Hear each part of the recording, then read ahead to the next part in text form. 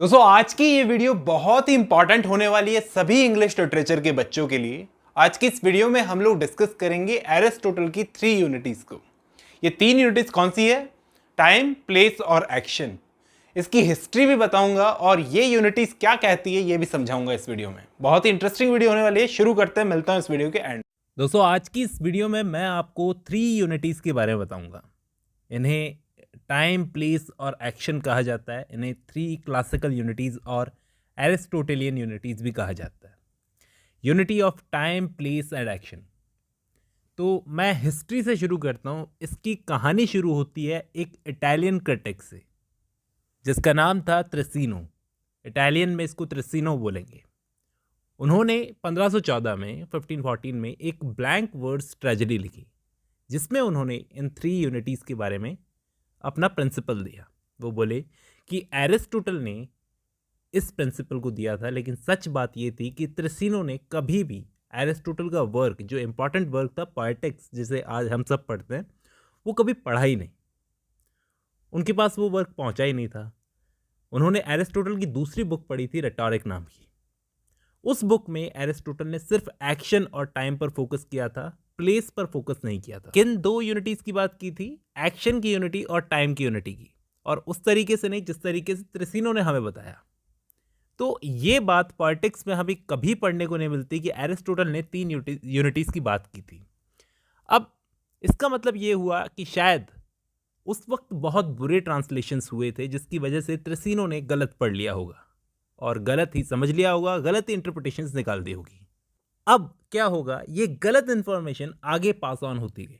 तो 1570 में एक इटालियन ह्यूमनिस्ट थे, लॉडोविको कैस्टेलवेट्रो।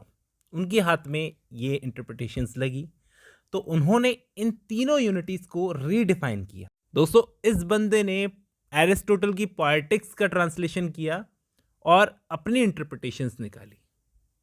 इसने इतनी क्रूड और इनएक्यूरेट ट्रांसलेशंस की कि पहले से बिगड़ी हुई चीज़ को और बिगाड़ दिया। तो आज जो हम 3 यूनिटीज़ पढ़ते हैं, टाइम, प्लेस और एक्शन की, वो निकल कर आई थी इटली से, और फिर ये थ्योरी आई इटली से फ्रांस में। फ्रांस के थिएटर ने तो बड़ा जल्दी इन यूनिटीज़ को अडॉप्ट कर लिया, फॉलो करना शुरू कर दिया, बड़ा स्ट्रिक्टली। ऐसे भी नहीं कि ऐसे ही कर रहे हैं, बड़ा स्ट्रिक्टली। उस टाइम पर एक फ्रेंच थिएटर में एक बहुत बड़ा नाम था, कॉर्नेल, जिनको founding father of French tragedy भी कहा जाता है। उन्होंने फ्रेंच स्टेज में इसको 3 यूनिटीज़ को बड़ा स्ट्रांगली सपोर्ट किया। और यहाँ इंग्लैंड में शेक्सपियर जैसे ग्रेट ड्रामेटिस्ट ने इन यूनिटीज़ को बिल्कुल नहीं माना।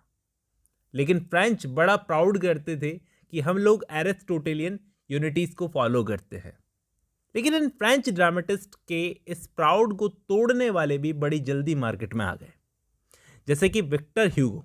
वो विक्टर इन टाइम और प्लेस की यूनिटीज़ को बिल्कुल नहीं मानते थे, वो सिर्फ यूनिटी ऑफ एक्शन को मानते थे। इंग्लैंड में भी इन 3 यूनिटीज़ को कोई फॉलो नहीं करता था, इवन शेक्सपियर भी नहीं करते थे, सिवाय कुछ लोगों को छोड़कर, जैसे सर फिलिप सिडनी। वो बोलते थे कि इंग्लैंड इन 3 यूनिटीज़ को नेग्लेक्ट करता है, जो करना नहीं चाहिए, अपने famous work N apology of poetry में। जॉन ड्राइडन ने भी पार्शली इन यूनिटीज़ को सपोर्ट किया है, पूरी तरह से नहीं, पार्शली मतलब थोड़ा सा।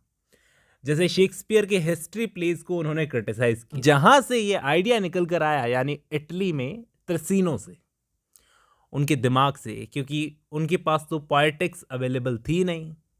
लेकिन सिर्फ अरस्तू का नाम उन्होंने जोड़ दिया तो हो गई फेमस ये 3 यूनिटीज़। अब मैं आपको बताता हूं कि ये 3 यूनिटीज़ है क्या। गौर से सुनना, टाइम, प्लेस और एक्शन। पहले टाइम का मतलब समझाता हूं। टाइम का मतलब एक पूरा दिन, एक पूरी कहानी आप 24 घंटों के अंदर ही पूरी करोगे। मतलब इससे ज़्यादा लंबी नहीं होना चाहिए।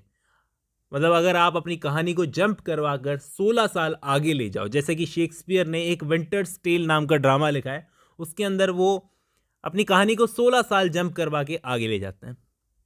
तो यहाँ पर शेक्सपियर टाइम की यूनिटी को फॉलो नहीं कर रहा है, वो मान नहीं रहे हैं इस चीज़ को। इसलिए शायद ड्राइडन ने भी शेक्सपियर को ये कहकर क्रिटिसाइज किया है कि शेक्सपियर के हिस्ट्री प्लेज में शेक्सपियर बिल्कुल भी टाइम की यूनिटी को फॉलो नहीं करते थे। मतलब आप अगर 30-40 साल आगे की कहानी कुछ घंटों में दिखा देते हो तो ये कहाँ से टाइम की यूनिटी हुई। यहाँ तो कहा जाता है कि एक पूरे दिन में यानी 24 घंटे की कहानी आपको दिखानी है, इससे ज़्यादा की नहीं, क्योंकि उस टाइम पर मतलब ग्रीक टाइम पर, एरिस्टोटल के टाइम पर स्टेज को एक सेटिंग से दूसरी सेटिंग पर ले जाने में काफ़ी टाइम लगता था, तो ऑडियंस का कनेक्शन टूट जाता था, इसलिए शायद उन्होंने ये बात कही होगी। अगर आपको ऑडियंस को यकीन दिलवाना है कि आप स्टेज पर जो कुछ भी दिखा रहे हो वो सब सच है, तो 24 घंटे की कहानी दिखाओ, सिर्फ 16 साल आगे की मत दिखाओ, कनेक्शन टूट जाएगा।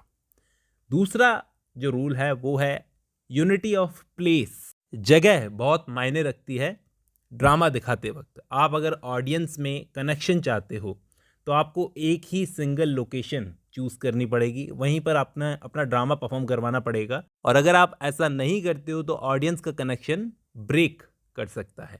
कैसे?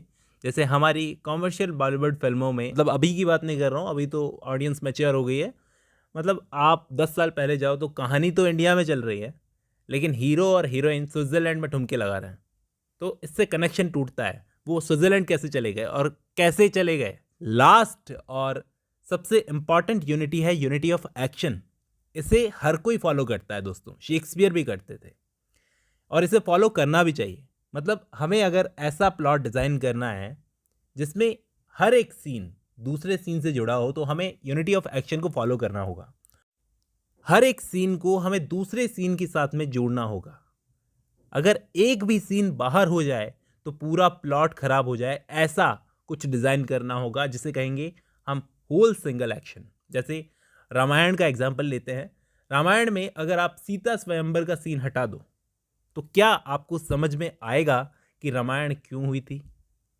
अगर पहली बार कोई इंसान देखेगा तो उसको समझ में आएगा कि रामायण क्यों हुई थी अगर सीता स्वयंवर का सीन हटा दिया जाए।